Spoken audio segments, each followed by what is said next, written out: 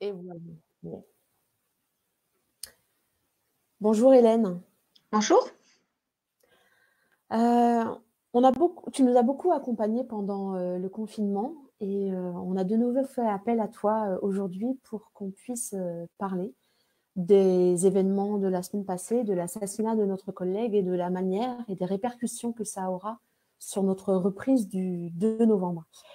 L'objectif de cet échange, ça sera de tenter de mettre en mots ce qui se vit et les enjeux pour cette rentrée qui est vraiment du coup sous haute tension pour nous. Alors, pour préparer cette émission que nous enregistrons 2 jours avant sa diffusion, on a recueilli sur nos différents réseaux les questions que les collègues se posaient. On ne pouvait pas te les poser de façon exhaustive, mais on a essayé, à partir de ces questions, de dégager des thèmes qui vont pouvoir rassembler toutes ces questions. Voilà. Est-ce que, pour commencer, tu peux nous dire qui tu es?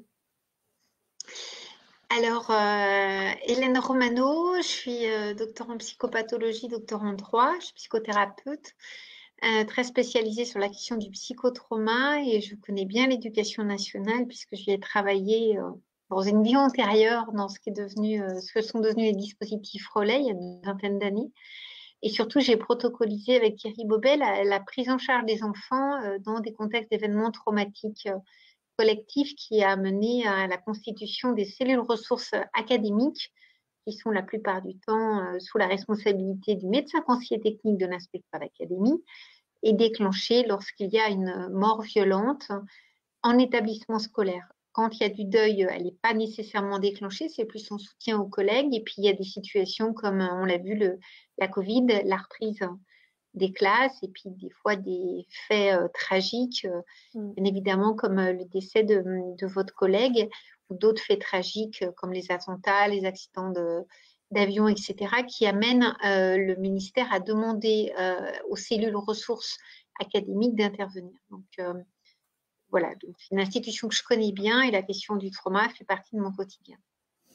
Alors, on va essayer durant cette émission d'envisager ce qui se joue individuellement devant de tels événements. La même question, mais de façon collective. Et du coup, on verra quelles réponses individuelles et quelles réponses collectives on peut apporter. Et on essaiera de terminer sur une question, c'est de quoi on parle le 2 novembre avec nos élèves. Alors, oui, on peut Non, commencer. vas-y. Ah non, pardon, je pensais que tu voulais prendre la parole. Je suis très bavarde, donc non, mais je te laisse, vas-y. Allez, qu'est-ce qui se joue individuellement devant de tels événements? Alors, euh, individuellement, on est confronté à un événement traumatique. Alors, c'est important de rappeler quand même ce que c'est, parce que c'est un terme qu'on utilise pour tout dire et n'importe quoi, et là, on voit bien que c'est pas n'importe quoi. Un événement traumatique, c'est la confrontation à la mort en face. Alors, on n'était pas là quand il a été assassiné, on a été informé de son assassinat. Mais la mort qui représente quelque chose de familier puisque c'était un professionnel, un collègue, un enseignant comme la plupart d'entre vous. Donc il y a quelque chose qui est de l'ordre de l'identification projective. On s'est vu mort, on s'est représenté ce qu'on risquait en tant qu'enseignant qui fait simplement son travail parce qu'il faisait son travail. Donc l'ensemble de la communauté enseignante, je dis l'ensemble, il y a les enseignants, mais il y a également tous les personnels qui travaillent dans les établissements scolaires. Il y a beaucoup d'enseignants, mais je pense aussi aux surveillants, aux agents administratifs, aux responsables d'établissement qui ont été aussi impactés, puis aussi à la communauté, les parents et les autres professionnels. Donc l'événement traumatique, il a été lié à cette confrontation à la mort et à tout ce que ça va réactiver de nos propres deuils personnels, et chacun a son histoire qui est plus ou moins chargée, de notre propre rapport à la mort, et puis de notre question aussi de notre identité professionnelle. Et on voit bien que le métier d'enseignant, actuellement, il est vraiment, je trouve, moi, vu de l'extérieur, très mis à mal. C'est-à-dire, quand ça arrange la société, il est décrié. Vous servez vraiment de victime expiatoire, c'est-à-dire de bouc émissaire pour tout ce qui ne va pas, c'est les enseignants, c'est l'école, ça c'est assez facile et malheureusement classique. Vous avez les vacances scolaires, vous ne faites pas grand-chose, enfin, tout ce qu'on peut entendre dans la société. Quand une société va mal, elle a besoin de trouver des boucs émissaires. Et l'enseignant est un bouc émissaire qui est très facile à trouver parce qu'en plus, c'est lui qui transmet. Donc, quand ça va mal, forcément, c'est celui qui transmet. Et là, on se retrouve dans une sorte d'inversion du paradigme, c'est que l'enseignant, pour le coup, enseignant, ça veut bien dire ce que ça veut dire, a été assassiné en plus dans des conditions absolument épouvantables. Donc, la figure de l'enseignant victime émissaire devient l'enseignant héroïque. On a vu au moment du déconfinement, dans certains blogs, dans certaines mairies, des parents d'élèves s'en prendre certaines fois assez violemment à l'égard des enseignants en disant qu'ils jouaient les planqués, qu'ils en avaient profité pour rien faire. Alors, moi, j'ai pas mal d'amis profs. Je ne veux pas dire qu'ils n'ont jamais autant bossé que ça, mais ils ont quand même énormément travaillé pendant le confinement. Et suite au déconfinement, il y a eu quand même une créativité et beaucoup d'énergie de mise pour pouvoir accompagner les enfants avec un coup psychique important, une très grande fatigue. Je pense que c'est important de le dire parce que l'assassinat de M. Paty n'intervient pas à n'importe quel moment, il intervient aussi dans un contexte de la Covid et du stress professionnel. Donc, au niveau individuel, il y a tout ça. Il y a le rapport à la mort, il y a le rapport à l'identité professionnelle, il y a la question aussi des enjeux familiaux, le conjoint ou les conjoints pour certains, la famille, les enfants, ils sont aussi impactés, sont des victimes collatérales. On l'avait vu et on l'avait bien analysé au moment de Charlie avec les journalistes. Et puis lorsqu'il y a eu des policiers qui sont tués, les enfants policiers, les enfants de journalistes ont été particulièrement marqués, particulièrement traumatisés par rapport à ces situations-là. Donc, au niveau individuel, il y a ce qui est lié à mon histoire, à mon rapport à la mort, à mon rapport au traumatisme. Puis, il y a aussi mon histoire dans mes liens familiaux extra-professionnels. Donc, ça, c'est la première partie, mais qui est liée à tout type d'événements traumatiques, sauf que là, c'est quand même quelqu'un qui était un collègue. Alors, bien évidemment, pour ceux qui le connaissaient, c'est encore quelque chose de compliqué parce qu'on a le deuil au sens de perte, hein, on connaissait la personne. Et pour tous les autres collègues, il y a l'identification projective. Ben, j'étais enseignant comme lui, je suis enseignant comme lui. J'ai peut-être même déjà aussi montré des caricatures pour illustrer ce qu'on me demande de faire, programme. Donc, j'aurais pu être aussi décapitée, j'aurais pu être aussi tuée. Donc, il y a beaucoup d'angoisse, de stress qui sont liés à cette histoire personnelle et à ce rapport à l'événement. Du coup, dans ce que tu dis, j'entends le fait que ça devra à un moment être pris en charge et en compte. Enfin, en compte dans un premier temps, c'est-à-dire le regarder chez nous et pris en charge quelque part pour pouvoir dépasser ce qui se joue. Il serait indispensable que l'institution scolaire le prenne en charge.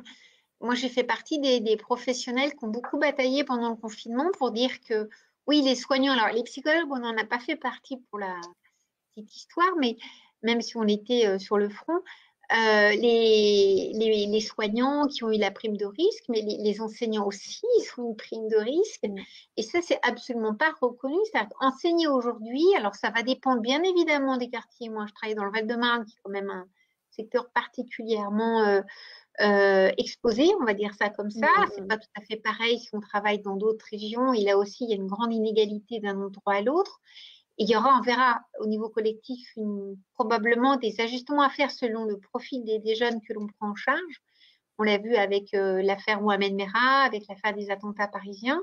Mais il y a quelque chose de l'ordre de la vie singulière qui vient s'intriquer avec la vie professionnelle. Et la non-reconnaissance par l'institution du risque que c'est d'être enseignant aujourd'hui est pour moi très problématique. Par exemple, quand vous êtes enseignant, que vous êtes confronté à un décès violent, à une agression grave, moi très souvent, je dis aux collègues, vous faites une déclaration d'accident de travail. Et très souvent, les académies refusent. Alors, il faut aller voir votre médecin généraliste qui le fera, mais le médecin du professionnel qui est le médecin du rectorat, et souvent les services juridiques des rectorats, alors pas partout, mais certaines fois, vont refuser. Alors que c'est une véritable exposition, c'est-à-dire que si dans 6 mois, vous avez un prof qui vous menace, si dans 1 an, il y a à nouveau un attentat, il y a à nouveau une intrusion, ce n'est pas reconnu comme une maladie professionnelle. Et ça, c'est un vrai problème. Je vais prendre un exemple lié aux attentats aussi. Quand on a eu l'hypercachère en région parisienne au moment des attentats de 2015, l'hypercachère, il était situé aux 2 tiers sur Vincennes, Val-de-Marne et 1 tiers Paris. Donc, tous les établissements alentours scolaires qui étaient sur Vincennes ont été confinés. Et on a eu des collègues qui ont été traumatisés, mais au sens traumatisés, avoir peur de mourir en particulier des collègues de maternelle, parce qu'en primaire, en secondaire, il y avait les portables. Alors là, pour le coup, on était tous contents de les avoir. Les gens ont pu être très rapidement informés. Mais en maternelle, les enseignants avaient leur sac la plupart du temps dans la salle des profs.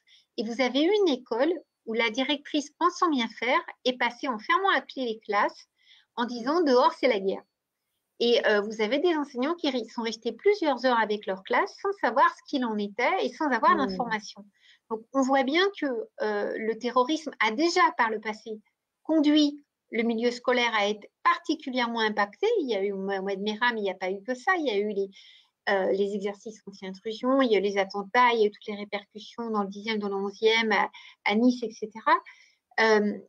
Les professionnels, quand ils interviennent, et là je pense aux collègues de maternelle, quand on a voulu faire la déclaration d'accident de travail, ils ont été confrontés à quelque chose qui était traumatique pour elles, c'était des femmes enseignantes de maternelle. Et c'était pas du tout pareil pour des collègues de collège qui n'étaient pas inquiets parce que très rapidement, ils ont su qu'il n'y avait pas de risque d'attaque des établissements scolaires. Mais au tout départ, on ne savait pas. Et ça a été refusé. Donc, c'est extrêmement compliqué qu'il n'y ait pas la reconnaissance par l'institution de l'accident du travail. L'accident, ce n'est pas l'arrêt. Dans le droit du travail, alors ne rigolez pas, mais dans le droit du travail, notre employeur, notre emploi ne doit pas hypothéquer notre santé. Tout ce qui est l'hypothèque doit être signalé. Alors, vous allez me dire, à l'école, on n'a pas fini. Mais pour moi, en tant que psy spécialisée, une agression d'élève, une agression par un collègue, par un chef d'établissement, une agression par un parent d'élève ne devrait pas être banalisée. Et on voit que trop souvent, c'est banalisé. C'est comme le harcèlement, c'est petite goutte, au bout d'un moment, ça fait du burn-out. Donc là, on devrait avoir une reconnaissance, je ne veux pas dire de mettre tous les enseignants en accident de travail, mais presque, si c'était possible, ça serait important. En tout cas, les enseignants qui connaissaient ce professeur, ceux de son établissement devraient, et ça n'est pas le cas, bénéficier d'une déclaration d'accident de travail. Et du coup, ce que j'entends là, la première piste, c'est que si je me reconnais en tant qu'enseignant individuellement dans ce traumatisme et cette souffrance-là, c'est de la reconnaître et de la faire reconnaître, au moins par mon médecin, et de dire que c'est un vrai indicateur à prendre en charge. On ne connaît pas l'avenir, mais en tout cas, aujourd'hui, le 26 octobre, j'ai le droit, en tant que personne, de me sentir traumatisée et d'aller. C'est plus qu'un droit, c'est une réalité. Alors, dans l'idée, c'est d'abord de le dire à l'institution. Souvent, elle va refuser de le faire. Enfin, souvent, malheureusement, l'expérience montre qu'elle va le refuser. Il faut faire un courrier en accusé-réception à votre principal proviseur IEN en lui disant, voilà, j'ai été exposé tel jour, telle heure à une menace, à des propos, à tout un contexte, et je demande que soit fait une déclaration d'accident de travail. L'accident, c'est pas l'arrêt, hein.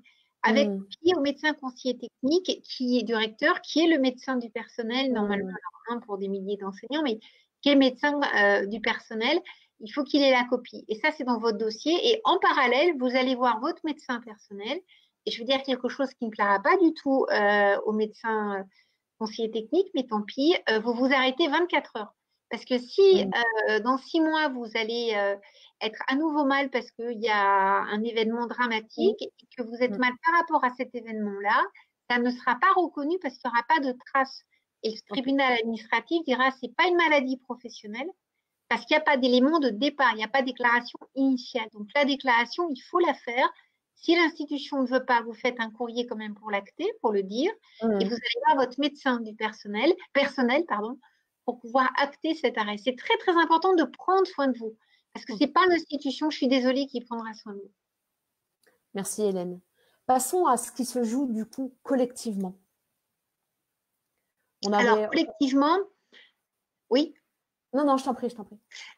Collectivement, il y a ce qui va se passer dans l'établissement scolaire avec les élèves, ce qui va se passer avec les collègues. Je parle aux collègues au sens large, hein, je ne mets pas que les profs, mais également l'ensemble de la communauté enseignante, et ce qui va se passer avec les parents. Alors, ça fait 3 dynamiques différentes qui ne sont pas toujours faciles à articuler. On voit bien que des fois, c'est difficile de parler avec des parents parce que quand on n'est pas bien, on a du mal à échanger. On l'a vu au moment des attentats, il y a des établissements qui ont fait des choses extraordinaires, mais qui ont oublié de le dire aux parents. Donc, les parents, ils découvraient ça le soir avec leur enfant, qui faisait des ordres et avec l'idée qu'il n'y ait pas de continuité. Donc, dans l'idéal, c'est d'essayer qu'il y ait une continuité. Ce qui risque de se passer, comme malheureusement à chaque fois quand il y a un événement traumatique et alors c'est la première fois qu'il y a un drame pareil, mais on a eu des drames dans les services de police, on a vu ce que ça a donné dans les équipes, on a vu les drames à Charlie, on a vu ce que ça a donné pour les journalistes, donc on a malheureusement des expériences sur d'autres corps de métier. Très souvent, ça va conduire à ce qu'on appelle nous une déliaison des liens institués, c'est-à-dire que vous aviez des liens qui existaient avant, l'événement traumatique rompt tout ça, pour le meilleur et pour le pire. Des fois, ça va permettre de recréer quelque chose de très solide, une solidarité, un soutien entre collègues, une participation plus forte, un nouveau bien-être en milieu scolaire.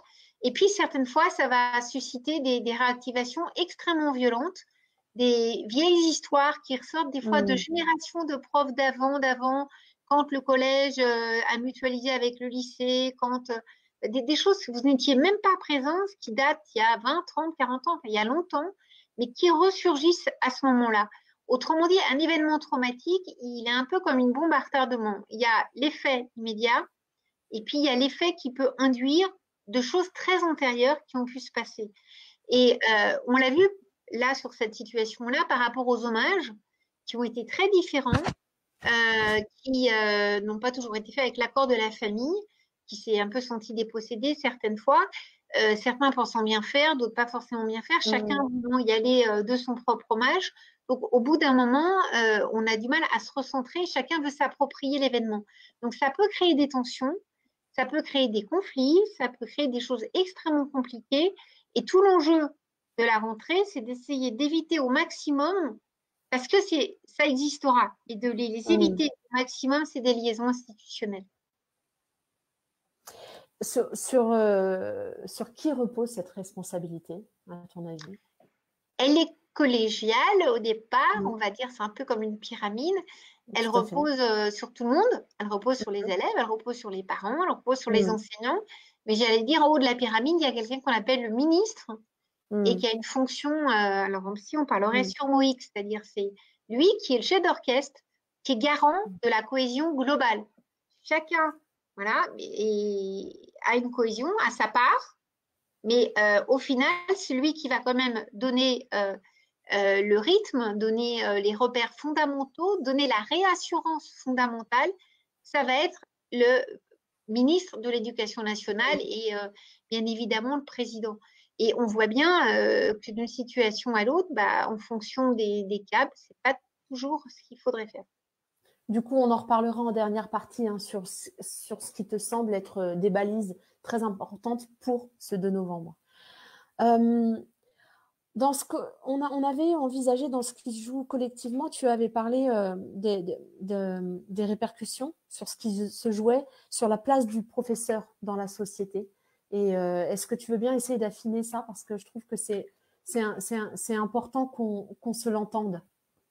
Le professeur, pour moi, il a une place fondamentale parce que c'est celui qui va transmettre le savoir, qui va transmettre la façon d'apprendre. Alors, ça n'a l'air de rien, mais c'est extrêmement important. Qui va donner envie de grandir aux enfants, qui va leur donner envie de vivre, en leur proposant quand même des perspectives, on l'espère, positives dans les différentes matières. Le plaisir d'apprendre, le plaisir de grandir, c'est quelque chose qui est fondamental. Et on voit bien comment des enfants peuvent être portés par un enseignant ou à l'inverse, un enseignant qui ne va pas bien, qui ne va pas être disponible, combien ça peut plomber une classe et mettre à mal des élèves. Donc, il a un rôle, pour moi, fondateur, mais vraiment fondamental dans la cohésion sociale.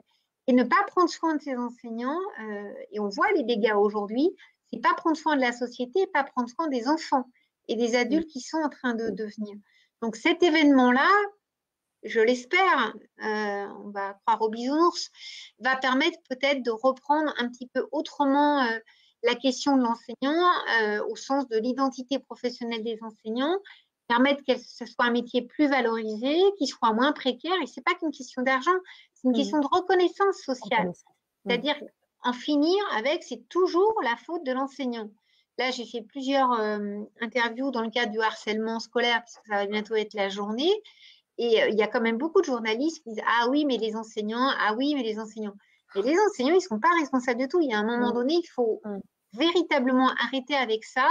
Alors, on a vu toute cette collégialité, cette unanimité, alors peut-être de façade sociale au moment de la commémoration nationale pour notre collègue, mais est-ce que ça va aller au-delà? Je ne sais pas. Merci Hélène. Passons aux réponses et en tout cas à la préparation qu'on doit avoir de façon individuelle pour cette rentrée de novembre. Comment on peut se préparer, comment on peut répondre aux répercussions qu'il va y avoir ce jour-là et comment se positionner et rester tout de même disponible aux élèves et pour le cœur de notre métier qui est l'enseignement. Alors, ça sera plus des repères, parce que le yaka faucon, c'est malheureusement pas si simple.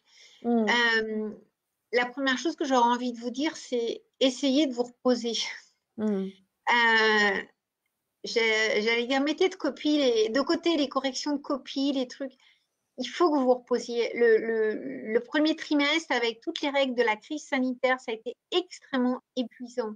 Ce qu'on vous a demandé dans votre façon d'enseigner, dans la façon d'ajuster les programmes, ça a été épuisant. Les évaluations, sincèrement, psychiquement, il y a eu beaucoup d'arrêts d'enseignants, il y a eu beaucoup de tentatives de suicide d'enseignants, on a eu beaucoup d'interventions en milieu scolaire à cause d'enseignants qui n'allaient pas bien. Et je pense que la première des priorités, c'est faites un break, quoi. Posez-vous, reposez-vous, prenez soin de vous. C'est pas l'institution qui prendra soin de vous.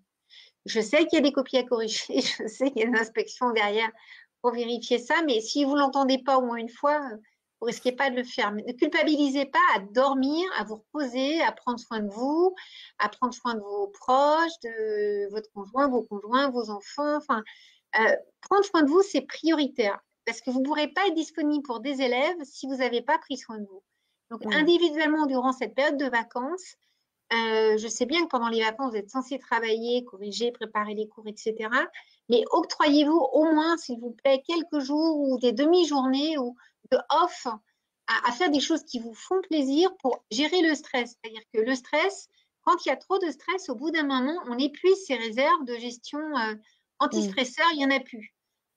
Donc, l'objectif, c'est pas d'arriver à l'épuisement. Donc, à un moment donné, si vous récupérez pas, si vous dormez pas, si vous ne faites pas des choses pour prendre soin de vous, ça peut être la course à pied, du yoga, de la cuisine, du macramé, faire ce que vous voulez, il n'y a pas de culpabilité à avoir, à prendre soin de vous et à mettre de côté le temps des vacances, au moins une partie, si ce n'est les 15 jours, mettez de côté votre enseignement et pensez un peu pour une fois à vous. Après, c'est ça qui va vous aider à gérer le stress. Qu'est-ce que je fais quand j'ai peur? Comment je fais quand j'ai des situations qui peuvent m'angoisser? Alors là, ce qui est très angoissant par rapport à la situation de notre collègue, c'est qu'on a vu que c'est visiblement, c'est sous couvert de l'évolution de l'enquête, ce sont des jeunes de sa classe qui auraient vendu des informations pour donner des renseignements sur son lieu de domicile. Alors là, c'est certain que c'est particulièrement violent parce qu'on ne se sent pas en sécurité. Ça avait été le cas avec les 2 policiers tués à leur domicile. À un moment donné, on est en sécurité nulle part, on va tous mourir un jour, mais il faut qu'on arrive à vivre quand même. Par contre, si vous avez un Facebook ou si vous êtes sur les pages jaunes, c'est peut-être pas très raisonnable, sans être paranoïaque, être sur les pages, les listes rouges, ça coûte rien, il faut le demander. N'ayez pas un Facebook à votre nom et prenez un pseudo. Ça peut paraître anodin, mais pour les jeunes collègues qui ne se rendent pas compte, la première des choses que font les jeunes et les parents, ils vont sur les Facebook. Ils vont regarder alors les plus jeunes, ils vont sur Twitter. Facebook, c'est un peu has-been, mais il y a certains enseignants qui ont encore des Facebook et les enfants, ils vont. Enfin, les enfants, les élèves, ils vont. Ou les parents d'élèves. Donc ça, c'est important d'essayer d'anonymiser notre vie personnelle, pas la rendre publique avec tous ces réseaux sociaux qui font que ça devient accessible. Ça serait une précaution. Après, dès qu'il y a un problème, faire une main courante, le signaler. Dans le droit du travail, l'employeur doit nous garantir la sécurité au quotidien. Et ça, c'est vraiment fondamental. À titre individuel, une fois qu'on a fait ça pour gérer le stress et gérer l'angoisse, on ne pourra pas faire grand-chose de plus. Dormir, bien manger, faire des exercices de relaxation, respiration. Mais le fond de l'angoisse de se dire, est-ce que je ne risque pas de finir comme mon collègue parce que j'aurais parlé de ci ou j'aurais parlé de ça, ça va être un autre domaine qui va plus être celui professionnel. Et on en parlait en préparant l'émission. dans le contexte actuel, mais c'est qu'un avis, hein, dans le contexte actuel, avec certaines classes, avec certains élèves, je pense que les enseignants ne sont pas suffisamment protégés pour pouvoir aborder certains sujets. C'est-à-dire que si dans le programme, il y a la question des religions, il y a la question de la laïcité, il y a la question de la liberté d'expression, autant dans certains établissements scolaires, avec certains élèves, on n'a pas de problème à en parler, on n'a pas de problème à faire le programme. On sait parfaitement que dans d'autres établissements, ça n'est pas possible en l'état actuel parce que les profs ne sont pas sécurisés. Et sécurisés, et l'établissement non plus. Et ce qui s'est passé le montre, hein, malheureusement. Le président a parlé d'état de guerre et ce qu'on avait dit en préparant cet enregistrement, c'est quand on est en guerre, certaines fois, et ben, pour gagner une bataille, on recule. Il n'y a pas de honte à être en retrait. C'est pas un abandon, on est en retrait parce que le contexte ne permet pas d'aborder sereinement cette situation. On a eu le cas beaucoup, alors ça a été peu dit, hein, les collègues qui l'ont dit se sont fait taper dessus par la DGESCO, mais Direction Générale des Services Scolaires, mais lorsqu'il y a eu la Fermera, la minute de silence, les attentats, etc., vous avez eu beaucoup de collègues dans certains collèges et lycées qui n'ont pas fait la minute de silence. Et je pense personnellement que c'est une bonne chose pour éviter de créer des guerres de religion, des conflits qui n'avaient pas lieu d'être dans la classe, si on n'est pas préparé à expliquer la minute de silence. Alors, j'ai fait suivre un lien sur donner 2-3 repères si elle est imposée. Ça peut être une minute en mémoire à cet enseignant, ça peut être une minute en mémoire à d'autres personnes si on a peur que ça parte un petit peu en live dans la classe. Mais en tout cas, il y a des situations, il y a des sujets actuellement, compte tenu des moyens que l'on ne vous donne pas de pouvoir exercer en toute sécurité, qui ne me paraissent pas raisonnables d'aborder. Ça ne veut pas dire de ne pas du tout les aborder, plus jamais les aborder, peut-être les aborder autrement, à plusieurs, peut-être avec même si on est dans un établissement laïque, c'est des choses qui se sont faites, hein, en région parisienne on l'a fait, avec des représentants du culte, le réfléchir, comment on va l'aborder, mais seul face à une classe, il y a des situations qui vous mettent trop en danger et malheureusement, l'expérience a montré que c'était une réalité. Ce que j'entends là, c'est que les propositions ministérielles ne sont possibles sur le terrain que si on sent qu'on est dans un cadre suffisamment sécure et suffisamment armé soi-même pour pouvoir le vivre, et que de pouvoir refuser ça et de dire non, c'est pas le moment, et de prendre un temps de co-construction avec ses collègues pour se mettre en sécurité, c'est OK. Et parce que c'est très compliqué hein, dans sa tête de savoir ce qu'on a le droit de faire, pas le droit de faire. Et certains jeunes collègues, en l'occurrence, qui ne sont pas encore tout à fait et armés pédagogiquement, et armés dans la relation avec les élèves, et armés pour se positionner face à l'institution, se disent mais comment je vais faire? C'est tout à fait juste. Moi qui travaille avec plusieurs institutions, c'est vrai qu'en milieu scolaire, il y a un rapport au savoir et à l'obéissance. Je vous assure qu'on n'a pas ça dans la magistrature, on n'a pas ça dans la police. Hein. Vous êtes vraiment des très bons élèves. Vous obéissez bien, vous appliquez bien. Enfin, je vous assure que dans d'autres institutions, c'est vraiment pas aussi respectueux des responsables. Mais si votre chef d'établissement vous dit de sauter du 11e étage, j'espère que vous saurez dire non. Savoir dire non, c'est savoir se faire respecter. C'est pas un non définitif, c'est un non mais. J'ai pas dit, on ne parle plus du tout de la liberté d'expression, on ne parle plus du tout des attentats, des terroristes. Je n'ai pas du tout dit ça. Je dis, il y a des façons d'en parler, il y a des moments d'en parler, il y a des moyens d'en parler. Seul face à une classe, dans le contexte actuel, avec certaines classes, quand on n'est pas aguerri, etc., quand on n'a pas le recul suffisant pour rebondir sur ce que peuvent dire les élèves, ça vous expose et vous risquez d'être atomisé véritablement par les élèves, par des parents d'élèves, etc. Il vaut mieux réfléchir ensemble là par rapport à ce que va décider Monsieur le ministre. S'il donne une lettre à lire, elle est lue au nom du ministre et après on débat pas, on la réfléchit avant, ou on peut se laisser du temps pour débattre de ça plus tard ensemble. Mais l'idée, c'est de rester pas seul face à une classe on a eu une situation, j'en ai parlé, mais je vais en parler parce que pour moi, elle a Tout à fait. illustré véritablement la modification travaillée au sein des établissements scolaires. Ça a été cette histoire tragique de Swan qui avait été brûlée vive au milieu scolaire.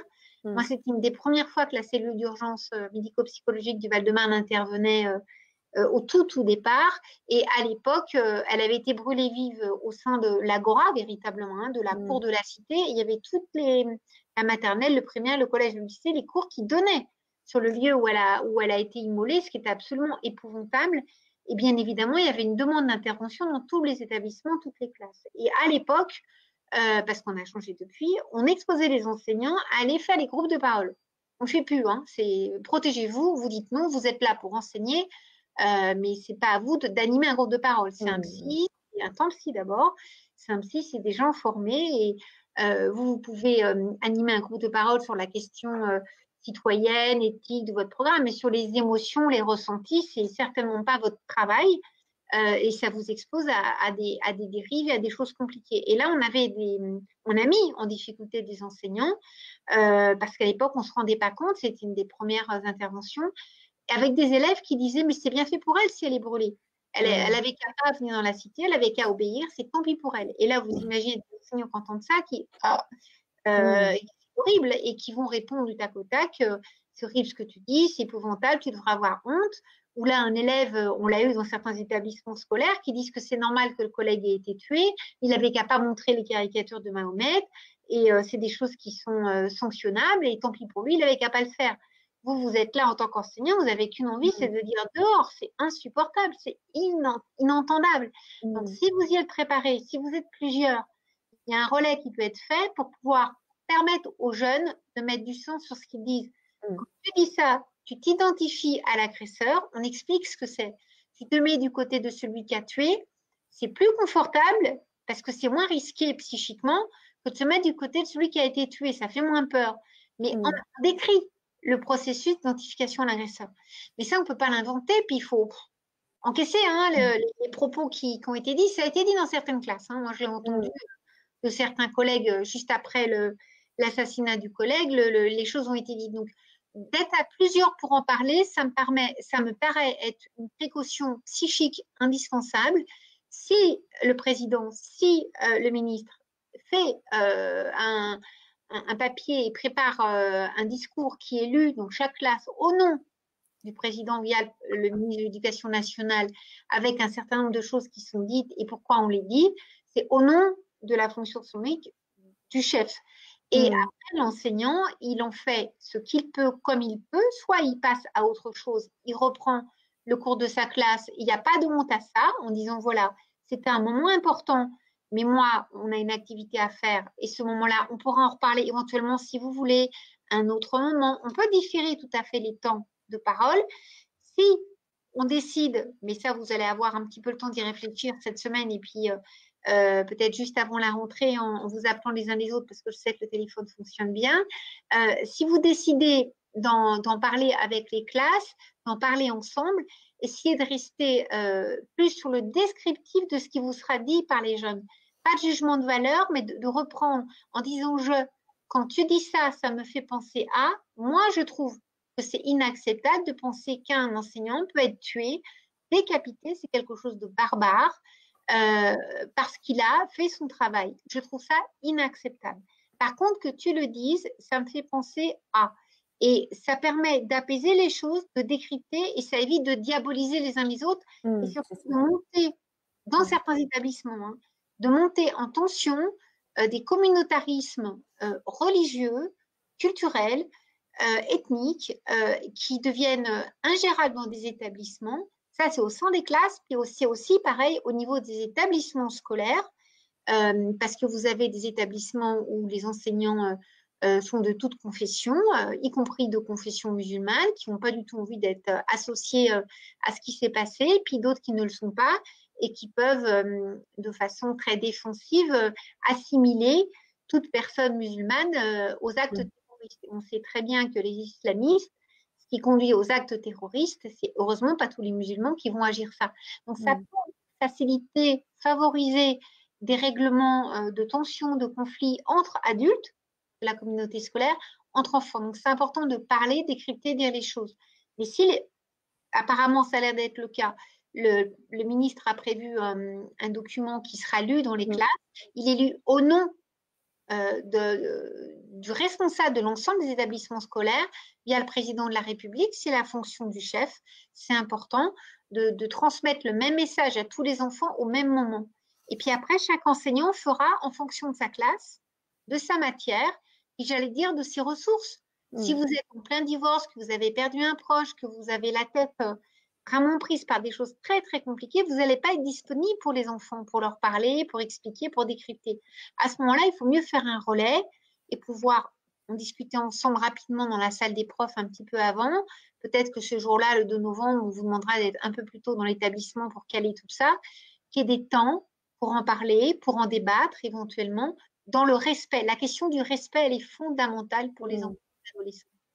C'est-à-dire que finalement, si a priori on ne se sent pas en sécurité dans ce cadre-là, il vaut mieux différer. Poser les actes symboliques qui seront les nôtres le 2 novembre, se faire le relais du chef d'État pour, ce n'est pas moi en tant que personne qui parle, je me fais le relais en tant qu'agent de l'État de ce qui est dit au plus haut niveau de l'État.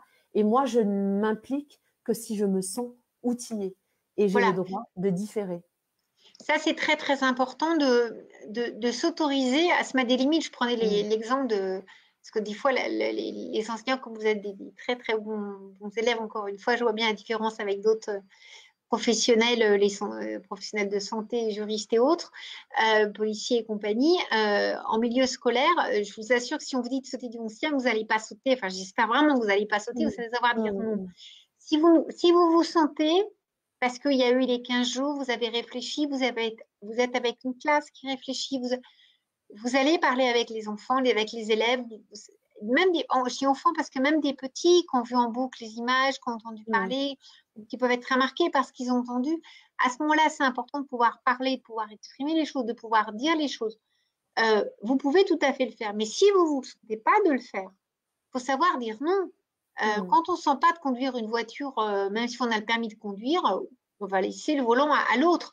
Bah, là, on dit ce qu'il y a à dire s'il y a la parole officielle et le texte officiel qui est distribué à la première heure pour tous les élèves dans toute la France. Et on le dit, pour tous les élèves dans toute la France au même moment, au nom du président de la République, le ministre de l'Éducation nationale nous a demandé de lire ce document-là.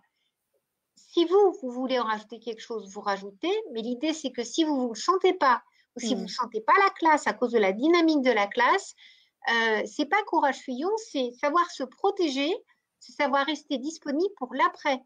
Et certaines fois, c'est reculer pour pouvoir reprendre ça avec les élèves en disant, par rapport à ça, moi, j'aurais beaucoup de choses à vous dire, mais tout ce que j'ai à vous dire là, c'est pas forcément le bon moment, le bon tempo, il y a la bonne période. Je préfère qu'on se donne du temps, un petit peu plus tard pour en parler, parce que les élèves, ils vont aussi cogiter par rapport à ça, et il ne serait pas surprenant, préparez-vous à attendre ça de certains, que des élèves vous disent « Ah, c'est bon, on parle d'autre chose, nous on a notre bac, on a nos examens, ça va bien, on en parlait, ça fait 15 jours qu'on en parle, c'est bon. » Vous avez des enfants, des adolescents qui, du fait de leur fonctionnement enfant-adolescent, sont passés à autre chose.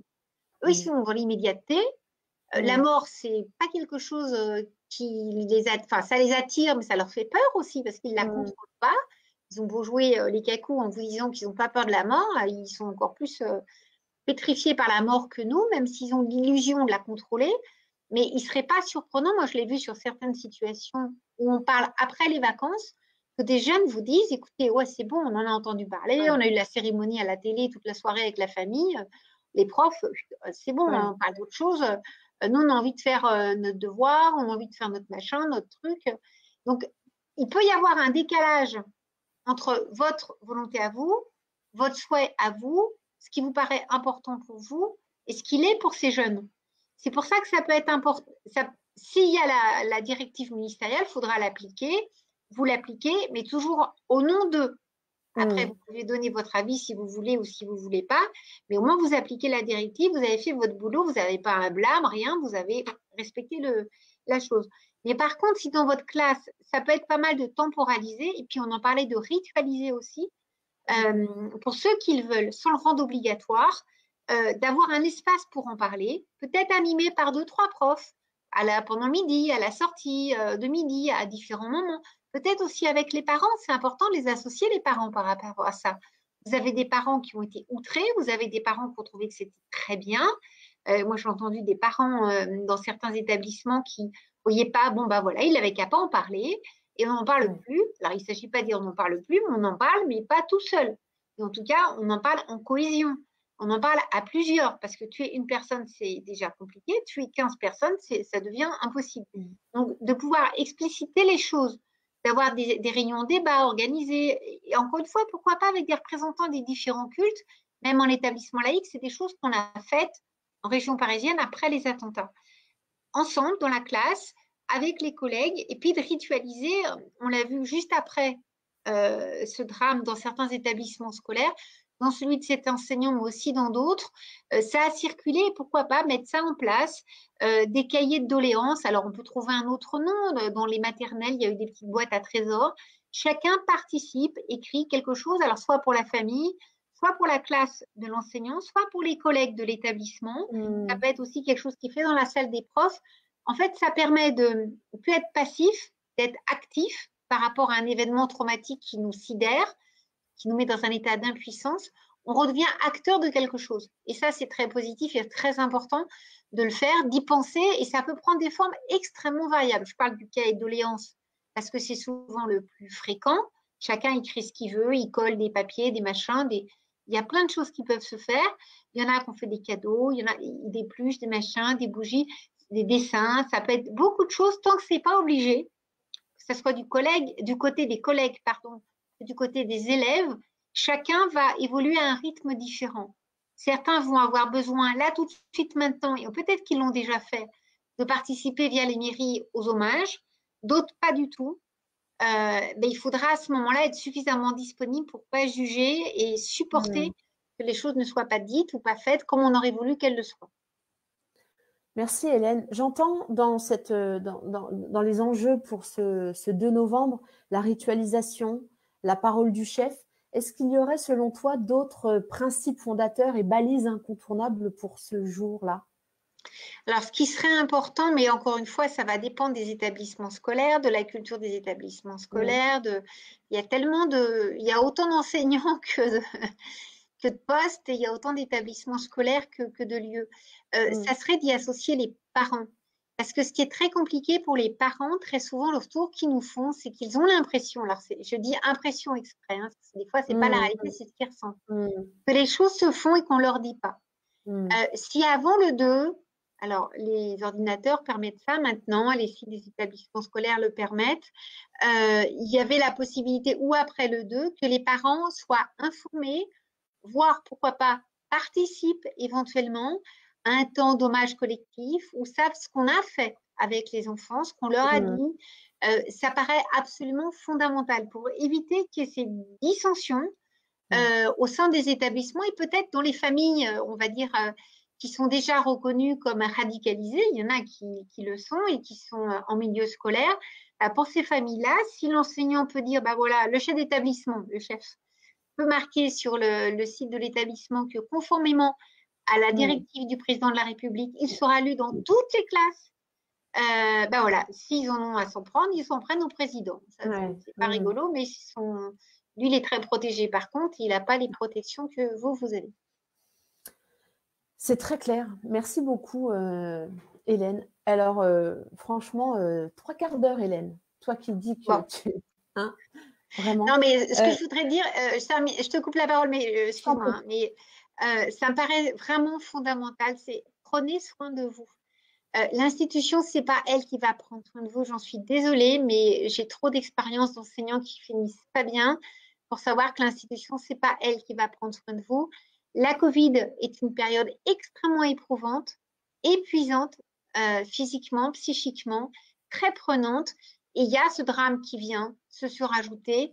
Et je suis désolée de le dire, mais dans 1 mois, 2 mois, il y aura autre chose. Ils seront passés à autre chose. Et vous pourrez toujours dire, ben oui, mais on a quand même un collègue qui est mort dans des conditions tragiques, c'est ce qui s'est passé pour les policiers, ça n'intéressera plus les politiques. Donc, Mm. prenez soin de vous, c'est fondamental. Profitez de ces vacances pour essayer de récupérer un minimum. On peut être effondré, on peut être triste, bien évidemment. Il ne s'agit pas de dire on ne va pas être triste, pas être effondré et banaliser la gravité de ce qui s'est passé. C'est malheureusement pas ça qui fera revenir le collègue, ce qui le fera revenir, enfin ce qui fera le revenir, ce qui le fera continuer d'exister. C'est la force des convictions visiblement qui l'animait, la force de la transmission du savoir. Et là, il n'y a que vous qui pouvez le faire. Mais pour ça, il faut être disponible et être un minimum en forme. Merci beaucoup, Hélène, pour cette conclusion. Prenez soin de vous. Merci beaucoup.